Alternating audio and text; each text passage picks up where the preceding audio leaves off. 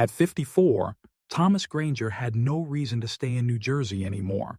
His two kids had long grown distant after the divorce. His wife had remarried.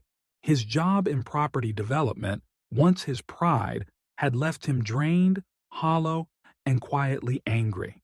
For years he'd driven between sites, chasing deadlines and ignoring his own loneliness. But now, having just retired early and sold off his condo, he stood with nothing holding him back. For the first time in decades, Thomas asked himself, what if I just left? Not for vacation, not for business, just left. He had no one to report to, no one to disappoint. And after a few restless nights, one idea rooted itself in his mind. Brazil, not Rio, not the beaches, but the Brazil he'd seen in a dusty National Geographic magazine in a dentist's waiting room. Small towns, rustic churches, jungle edges, and people who still believed in something greater. Thomas booked a one-way ticket to São Paulo, then took a slow bus over 2 days to a remote northern village called Nova Esperança. It wasn't on many maps. A missionary blog had once described it as a forgotten town filled with light and strange miracles. That's all he needed. From the moment he stepped off the dusty bus and looked around at the cracked clay road, Thomas felt something shift in him. The humidity wrapped around his body like a baptism.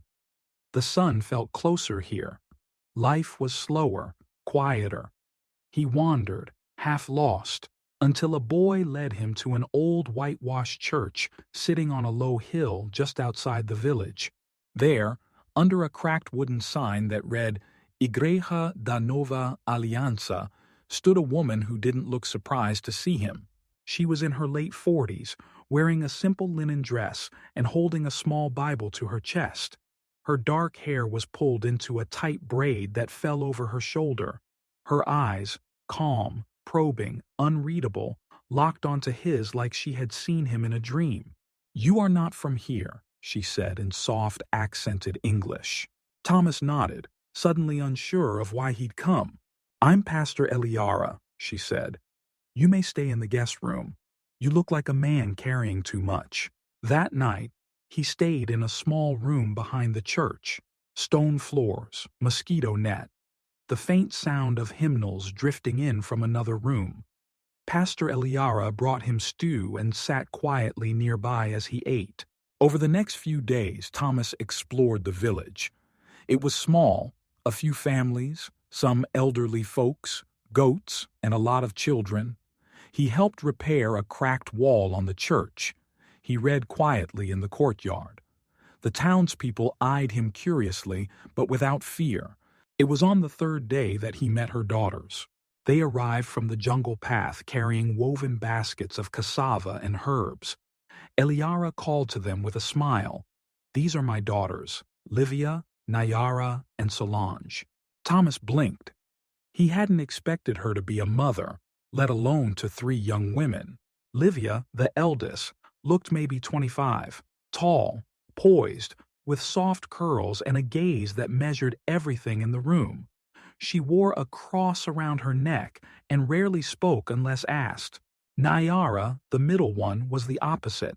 Vibrant, outspoken, always humming. Her laughter came fast and often, and she spoke English with surprising ease. She seemed fascinated by Thomas and followed him around the church grounds asking questions about America. The youngest, Solange, was barely 20. Shy and observant, she rarely spoke. But whenever she passed Thomas, she looked at him with wide eyes full of unspoken emotion, curiosity, or maybe longing. From then on, the family invited him for every meal. Pastor Eliara would speak calmly about faith and community, while the girls giggled and passed him bowls of feijão and fresh mango slices. Thomas began to laugh again. He began to speak again. He told stories of cold winters in Jersey, of blizzards and long drives and baseball. They listened like it was magic. But one night something shifted. They were eating outside near a fire pit. The daughters had just finished singing a hymn. The flames danced in Eliara's eyes as she stared across the fire at him. "Do you know," she said softly, "why God sometimes sends strangers to small villages?" Thomas tilted his head, unsure if it was rhetorical. "Because not every miracle comes from the sky," she said. "Sometimes he sends a man." Her daughters exchanged glances. Solange lowered her gaze. Nayara bit her lip to hold back a grin. Livia stared at Thomas and said quietly, "Sometimes. It's not the preaching that saves people. It's what comes after." Thomas didn't know what to say, but that night, alone in the guest room, he couldn't sleep. He kept hearing those words. The following morning, Thomas walked to the edge of the village where tall palms bent under the weight of tropical heat. He needed air, clarity, but all he could think about was what Pastor Eliara had said the night before. Sometimes he sends a man. It echoed in his mind like a quiet sermon still playing long after the pews emptied.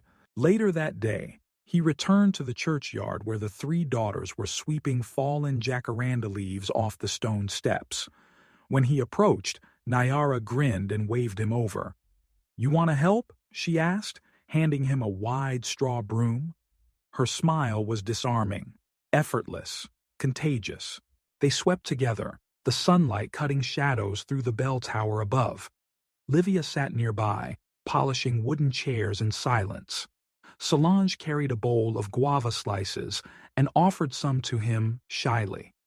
Her hands brushed his, and for a moment, time paused. As days passed, Thomas settled into a rhythm. Morning prayers, small chores, shared meals, sunset walks, and quiet music hummed through open windows. The girls invited him to visit the nearby river, where they bathed and gathered reeds for crafts. He hesitated, but Pastor Eliara said, "We are unashamed of what God created. Purity lives in the eye that sees without sin." So he went. At the riverbank, Nayara splashed him. Livia watched from a mossy stone with her arms wrapped around her knees. Solange braided reeds and handed him a bracelet she made, her fingers trembling just slightly. That night, while the village sang a soft hymn under a violet sky, Pastor Eliara sat beside Thomas on the old bench outside the church. "Do you believe God speaks through people?" she asked. "I don't know anymore," he replied. "He spoke to me when you arrived," she said gently. "I've prayed for years for a man of peace, one who carries no greed, no lust, just a willing spirit. You walked into our lives like you were sent." Thomas felt a sudden heat rise to his face. "Pastor, call me Eliara." He nodded slowly. "Eliara, I'm not a holy man." "No," she said. "You're something else. You're honest." The next day, the village held a prayer circle. One elder woman whispered into another's ear, eyes glancing at Thomas. Children giggled when he passed. Something had shifted. The air itself felt charged, expectant. That evening, Eliara asked him to join her and her daughters inside their private home, a small stone house behind the church garden. He hesitated but agreed. Inside, candles burned low. The air was thick with the scent of frankincense and fresh bread. The daughters sat quietly, each dressed in modest but elegant white robes. Eliara stood at the center of the room. "This home," she said, "has stood without a father for 14 years. My daughters have grown with faith, but not with men, and our village has suffered for it." Thomas shifted uncomfortably in his chair. "What are you saying?" Livia stood and walked to him first. "You've been kind. You listen. You care. We've watched you." Then Nayara stepped forward, smiling. "You make us laugh. You make the air feel lighter." Finally, Solange, trembling slightly, said, "I've never spoken like this to a man. But when you look at me, I feel safe." Thomas looked around, unsure if this was a dream. Eliara stepped forward and said quietly, "In our faith, we believe God blesses those who carry new beginnings. I am asking, if your heart is willing, that you join this house, not as a visitor, not as a stranger, as family." His voice cracked. "You want me to live with you?" "To father what this place has longed for," she replied. We ask you not to choose one. We ask you to choose us all. Silence fell like a curtain. Thomas stood. I'm over 50. You're all young. This doesn't happen where I come from. Livia gently touched his arm. Then maybe where you came from forgot how to love freely. He backed away slightly. What if I say no? Eliara gave a peaceful nod. Then you will be our honored guest, and we'll give thanks for the light you brought, even briefly. He stared into their faces, 3 daughters, each so different, a mother with wisdom behind her eyes, and a village that believed in things America had forgotten.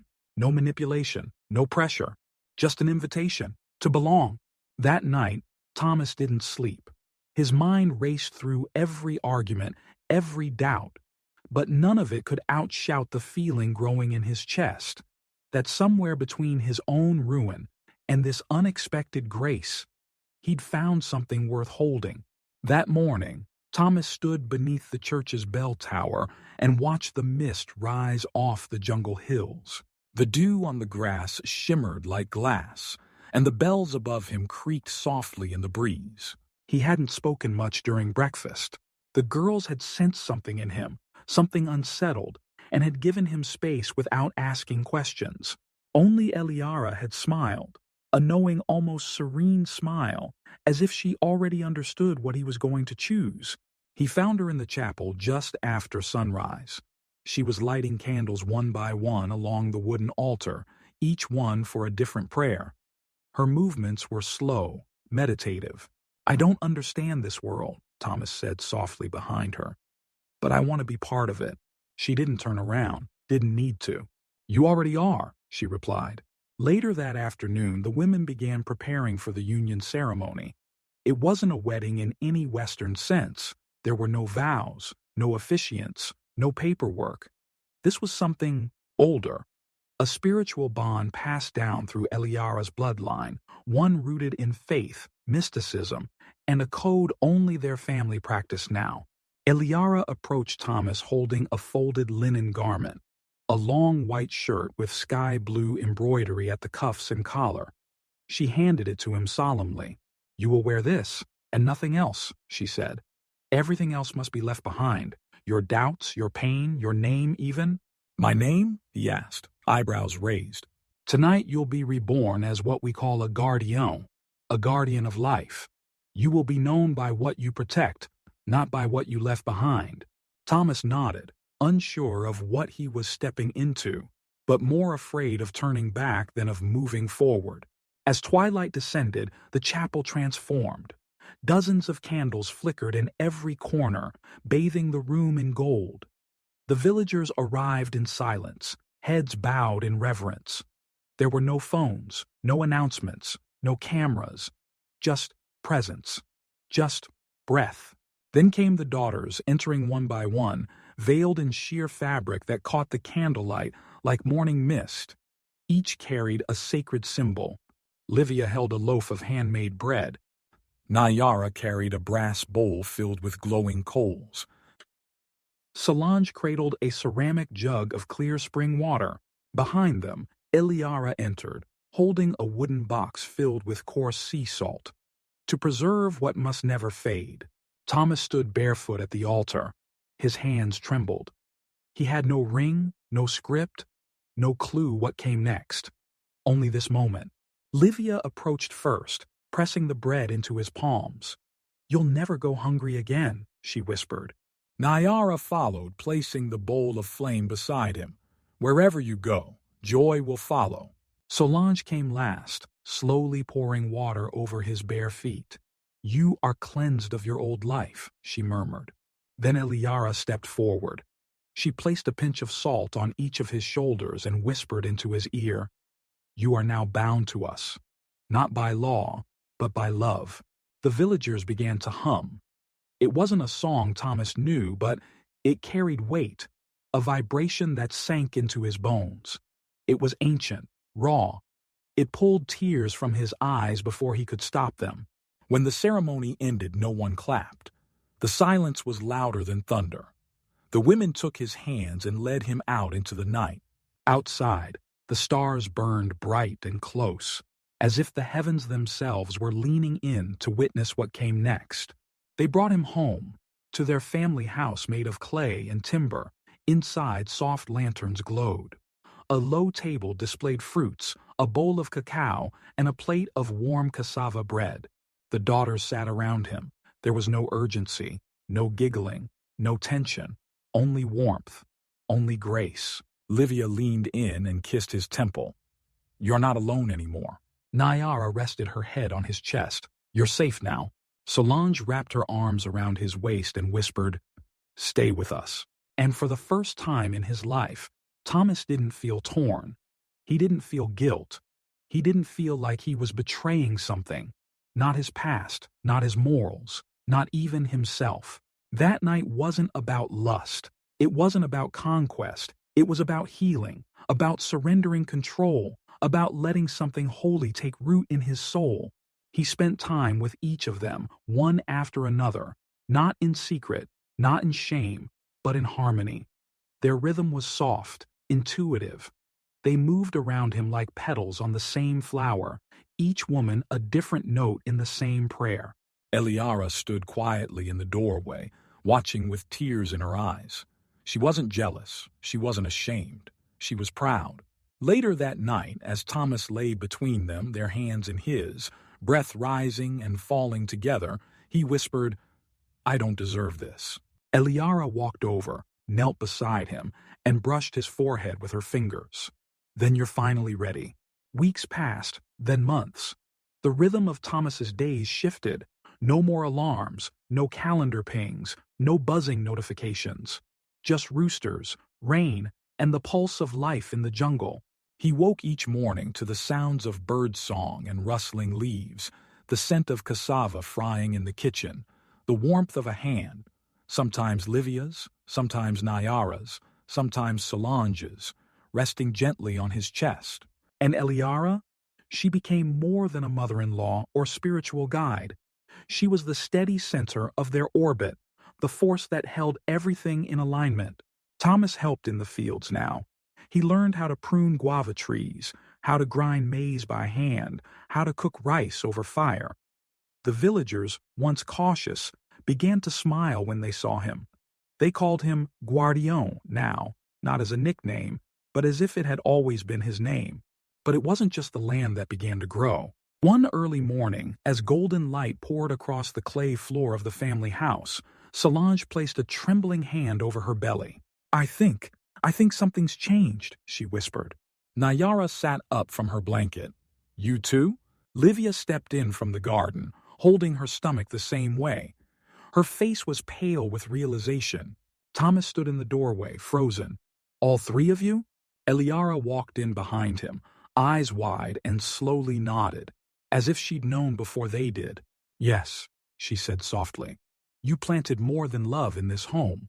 The news rippled through the village like a tremor. Some villagers celebrated with quiet awe, bringing fruits, prayers, offerings. Others avoided them entirely, muttering behind doors about impropriety, sin, the end of tradition. One older woman spat near Thomas's feet. "This isn't what our ancestors wanted," she hissed. But Eliara stood firm.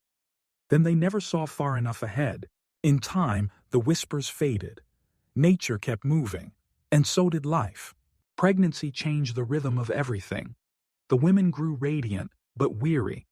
Thomas worked double, hauling wood, carrying baskets, kneeling for hours to plant new seeds. He bathed their feet in warm water, massaged aching backs, learned herbal remedies Eliara had once used on her own children.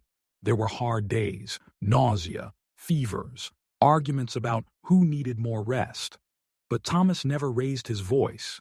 He sat between them like a living bridge, reminding them gently that none of them were alone. One night, during a thunderstorm, Solange woke screaming. The lightning had frightened her, but it was more than that. She was afraid she couldn't do this. Thomas wrapped his arms around her. "You've carried more than life," he said. "You've carried me." She buried her face in his neck and sobbed. The days grew hotter, the bellies fuller. The family home overflowed with smells of boiling roots and wood smoke. the soft thrum of lullabies, and the gentle tap-tap of Thomas carving 3 wooden cribs with his bare hands. Eliara helped him. "They will need names," she said, sanding the corners of one crib. "Names that hold meaning." They didn't know who would give birth first. They didn't care. Each life would be welcomed the same way, not as his child or her baby, but as theirs. Theirs to raise, to protect, to teach. Then, just before the rains were due to return, the first cry came. It was Livia. She gave birth in the same chapel where Thomas had taken his vow. A girl, her eyes bright as obsidian, her fists balled like tiny promises. 2 days later, Nayara followed. A boy, calm and wide-eyed, born just after dawn. He didn't cry, just stared into Thomas's eyes as if he already knew him. Solange was last. Her labor came suddenly, and it was hard. The midwives grew quiet. Eliara took over. Thomas held Solange's hand until it turned purple from squeezing. And then, life. A girl, smaller than the others, but loud and fierce. The family expanded in every direction. The cribs stood side by side in the main room. The air smelled like milk and eucalyptus. Thomas often awoke with one child on his chest, and another curled against his legs. The villagers returned, some still unsure, others curious, but most transformed by the sheer presence of peace inside that house. The children seemed to glow. The women seemed anchored. And Thomas. He didn't walk like a man lost anymore. He walked like a father, a protector, a man who had found purpose where he least expected it. One evening, as the sun fell behind the hills, Eliara sat beside him under the fig tree. "You've changed," she said.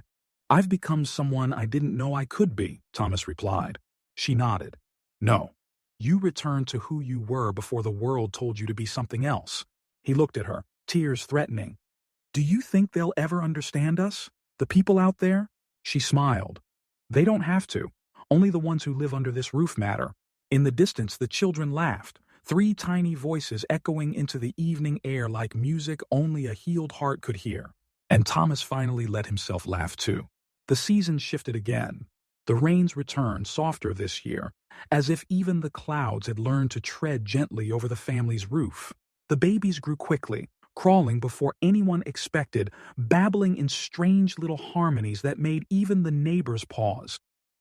Each child had something of their mother and something of Thomas, not in looks, necessarily, but in spirit.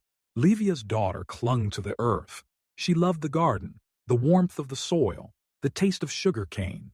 Nayara's son liked the sound of wind and would cry if the house grew too quiet. Solange's daughter never stayed still, always reaching, always climbing. The villagers began visiting more often. Some brought gifts, wooden toys, baby clothes, herbal tonics. Others came without speaking, just sitting in the doorway, watching the children play. No one dared call it sin anymore. It was too alive, too beautiful. It challenged what they thought they knew and offered something better. Word spread beyond the village. A man from the next town rode in one afternoon, dusty and skeptical. He asked Thomas if the rumors were true, if he had really taken 4 wives and birthed 3 heirs. Thomas smiled, his hands deep in cassava mash. "No," he said. "I didn't take anyone. I was invited." The man left without another word, but he came back 2 weeks later with his sister, who asked Eliara for prayer and guidance. And so, the circle widened. But it wasn't all peace. One day, a letter arrived. A real one sent from the States. It had taken months to track him. It was from Thomas's older brother, short, cold. "We heard about your situation. If you ever decide to come home and get help, we'll still be here. But we can't support this lifestyle. You're embarrassing us." Thomas stared at the letter for a long time. Then he folded it, tucked it into the fire, and said nothing. That night he sat outside under the fig tree. Eliara joined him. He handed her the last piece of the letter that hadn't burned. "Do you miss them?" she asked. "Not them," he said. "Just the idea of who I used to be. I was someone they approved of. And now I'm someone I approve of." She nodded slowly. "Then they'll catch up, or they won't, but you'll still rise." More years passed. The children learned to walk, then to run, then to speak. They called Eliara Vo, grandmother. They called Thomas Pye father, even though he never asked them to. They didn't call the three women mothers in separation. There were no labels, only love. They knew who nursed them, who sang them to sleep, who held them after a bad dream. It didn't need to be explained. One afternoon, as the kids played by the river, Thomas sat in the chapel, alone. He looked at the altar, now covered in soft dust and wild flowers. He remembered how he had once stood there barefoot, terrified, how he had become someone else that night. He knelt and whispered a prayer he never expected to know. "Thank you for unbreaking me." Later that week, a group of travelers arrived, young women and men from a nearby city. They said they'd heard stories about the man from America, the daughters of the healer, the sacred union that defied reason. They asked to stay a few nights. Eliara agreed. Around the fire, one of them asked, "How did you choose this life?" Thomas looked at his children first, then at the women, then at Eliara. "I didn't choose it," he said. "I surrendered to it." They were silent after that, not confused, just moved, like something ancient had touched them too. That night, Nayara lay beside him and whispered, "Would have happened if you never came? Do you ever wonder what—" He turned to her, brushing a strand of hair from her cheek. "I'd still be wandering," he said, "looking for a place that already existed. Here." One of the travelers wrote a letter before she left. "I don't know what kind of love this is. It doesn't look like anything we were taught. But I've never felt more whole than I did watching your family eat dinner, all your hands touching. If that's wrong, I don't want to be right." Eliara placed the letter in a carved wooden box with dozens of others just like it. People who had passed through stayed for a moment and left different than they came. Years later, Thomas stood on the chapel steps again, holding hands with his three children. The daughters stood beside him, each with silver in their hair. Eliara had passed peacefully a few years earlier, surrounded by songs and incense. The village had changed. More homes had been built. More travelers had stayed. The chapel had become a gathering place not just for worship, but for healing. A woman from the capital came once a month to teach children to read. A former addict from the city now tended the garden. Thomas was no longer a foreigner. He was a root in the earth, deep and unmoving. One child tugged his sleeve. "Pye, can we go to the river?" He smiled. "Let's go." And as they walked down the path Eliara once used to walk alone, Thomas realized the truth. He hadn't just come to Brazil to find love. He had come to become it.